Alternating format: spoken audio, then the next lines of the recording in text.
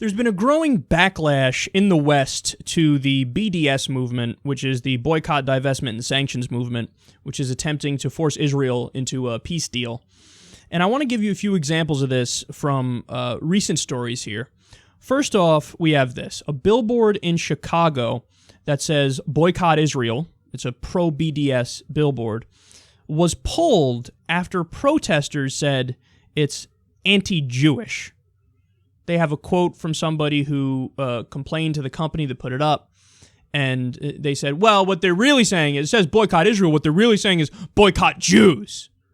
This is anti-Semitism. So what happened? The company completely buckled under the pressure. They pulled the billboard.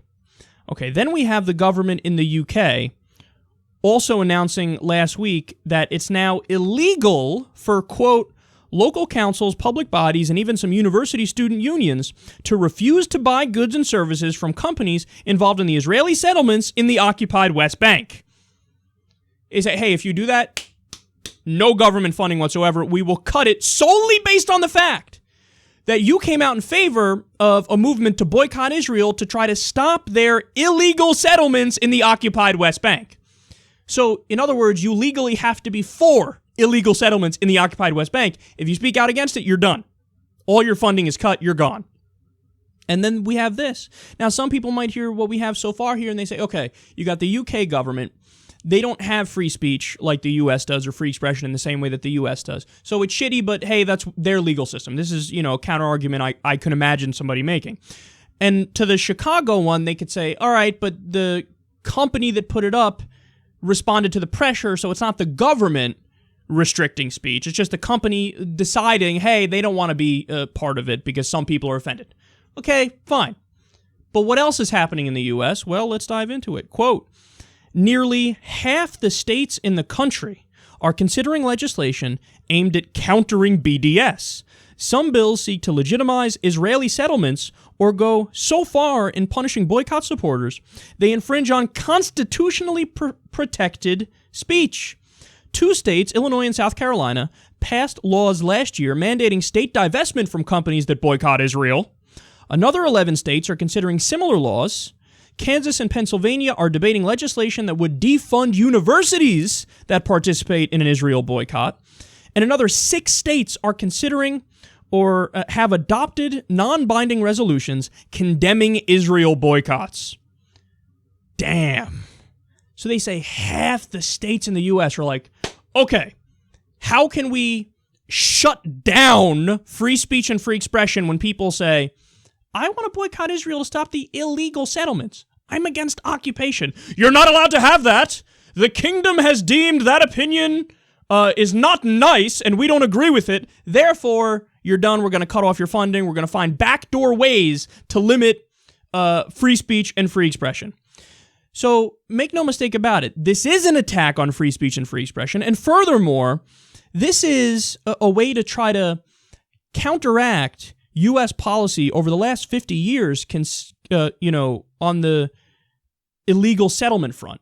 Because the U.S. has said for 50 years, yeah, those are illegal and we don't recognize them. But this is a way to try to change that policy in a backdoor way where they go through all the states and they basically criminalize anybody who supports a boycott to try to prevent the illegal settlements. Oh, this is not good. This is not good. Now, I assume all the free speech warriors out there, I consider myself part of that, if not one of the leaders of that. I assume all of them will come out and say, look, even if I don't agree with boycotting Israel, and even if I'm not pro-BDS, free speech is free speech, free expression is free expression. This is clearly a way to try to silence people who have that opinion. I'm not in favor of that. I'll wait for the parade of people to follow on this one and say, yeah, that is kind of fucked up.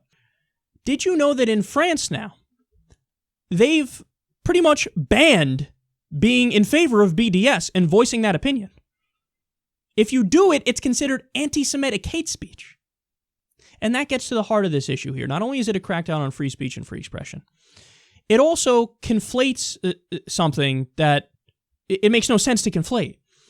It says, hey, if you criticize the right-wing policies and the state of Israel, that is equal to anti-Semitism, which is hatred of irrational hatred of Jews, ethnic Jews. That is not the same thing. I vehemently oppose anti-Semitism and hatred of Jews.